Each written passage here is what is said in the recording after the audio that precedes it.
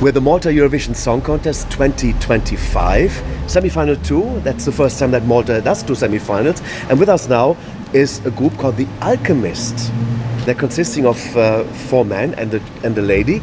And let's say, how are you doing today on this first rehearsal of the semi-final? Yeah, we're doing very well. We just got off stage for our, it's like the second rehearsal. We had one last Saturday. And yeah, we feel very good. We enjoyed it very much. For our listeners, let's get the voices and the names together. We start on that side. Yeah, I'm Dominic, the bass player. I'm Alexei, the drummer.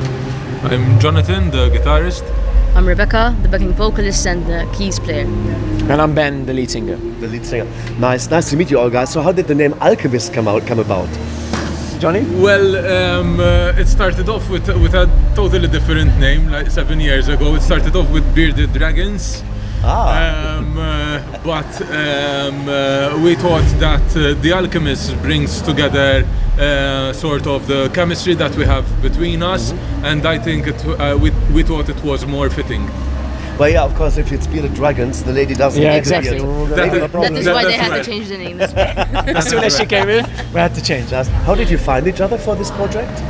So Jonathan and myself, we used to play together in another band before. Once that band kind of fizzled out, we wanted to do a different project. We approached Becca to join this project. She accepted. And then over the last 5 years, Dominic, the bass player, he moved to Malta from London. We're cousins, by the way, so and he joined the band as well. And Alexei, the drummer, he joined us kind of the past 2 years. So that's us. You actually have already some experience because you were part of the Malta finals before with Klinsmann. Yes. So and now you're bringing a new formation to the competition. How was the idea born that you come to this Malta final for this time?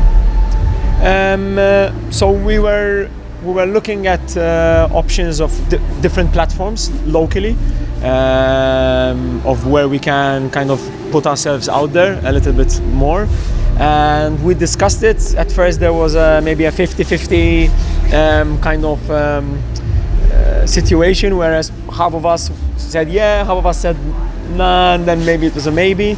And then eventually we asked the production team here if it's going to be like it was last year, just on a TV, or if it's going to be with an audience.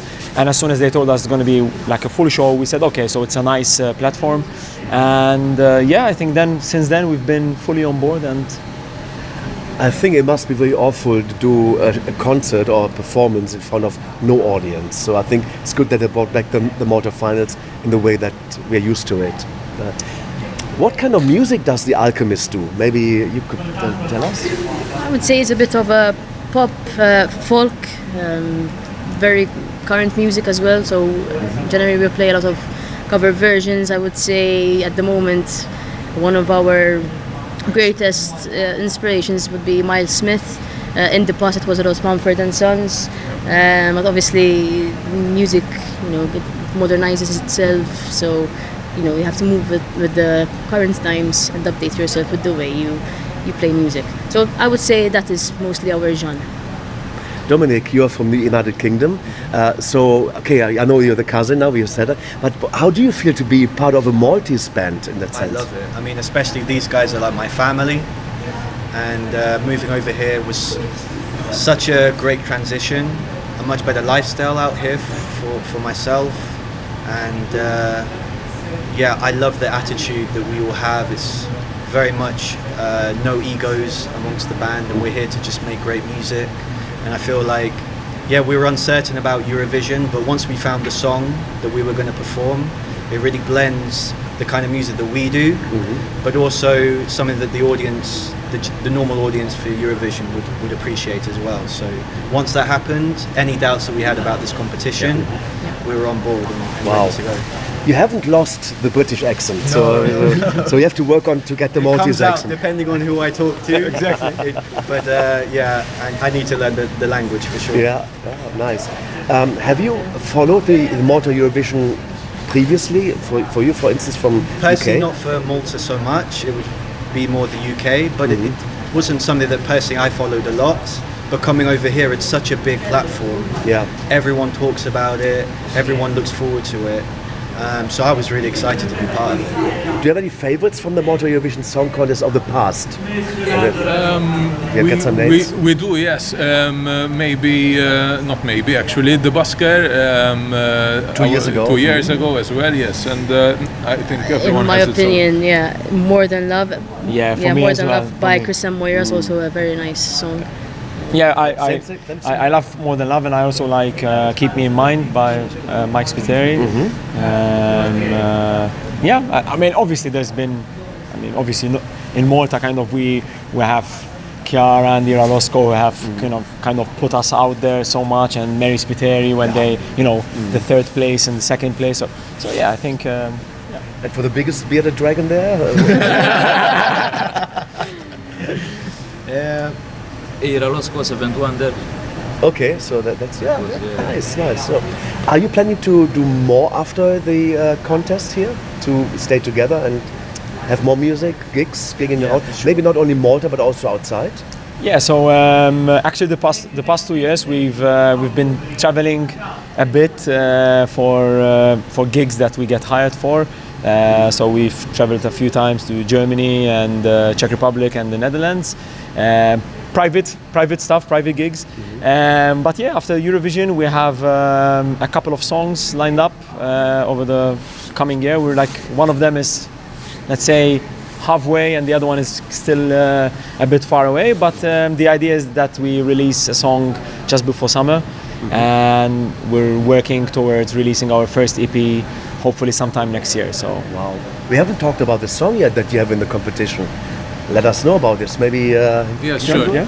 So the song was written in the Eurovision camp with a producer from Sweden, from Switzerland, sorry, and Benji, with Benji and Dargyle, and also, funnily enough, Klinsmann got assigned to us as well in this process. The song talks about the fact that in our current generation tends to throw away things that are broken. And this goes for materialistic stuff and also for stuff that has to do with relationships. So the song talks about the fact that no matter what people are going through, but be resilient in a relationship or to keep it going, but to fix things before throwing them away. And the song is called? The song is Rubble and Stone. Rubble and Stone, fantastic. Well, guys, thank you very much for talking to us. We are we're excited to see this number on the stage. And what's the feeling for you? What are your expectations of participating? Oh, we just want to have fun. I mean, You don't want to win? well, I mean, winning is a bonus. I mean, we didn't come in to win. We came in Eurovision to literally have fun and bond even further as a band, as an experience. I mean, if we win, of course, I mean, we'll be thrilled and we'll party all week if they let us. But yeah, the main purpose is we're gonna have fun, because it's when we perform outside of Eurovision, a comment that we always get is like guys, you really seem to enjoy yourself on stage, and that's what we want to do as well on stage, because if we're enjoying it, I'm sure the people out there will enjoy it as well. You said if we win Eurovision, so then you would head to Basel, of course. Yeah. What are your memories of the Eurovision Song Contest? Any favorites from the International Eurovision Song Contest? Let's go for Dominic first, maybe. Personally, I mean, in the UK, we always used to go on about ABBA, and back in the day, that always used to be such a big part of our culture.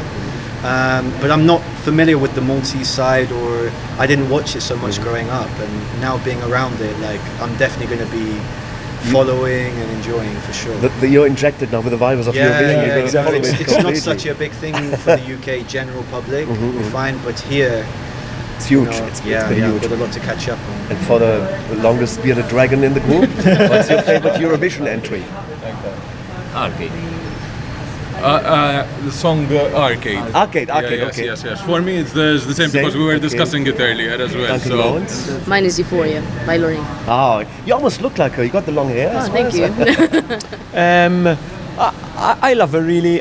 I love the Olsen Brothers, "Fly on the Wings of Love," but I also like a really particular song that won, I think, in either 2005 or 2006, "Molitva" by Serbia. Molitva. Maria Sericovic. Yeah, that's yeah. a difficult thing to say. Yeah. I really, for some reason, I love that song. It's probably because it has a lot of harmonies, and it's also something that we base our style of music with harmonies as well. So.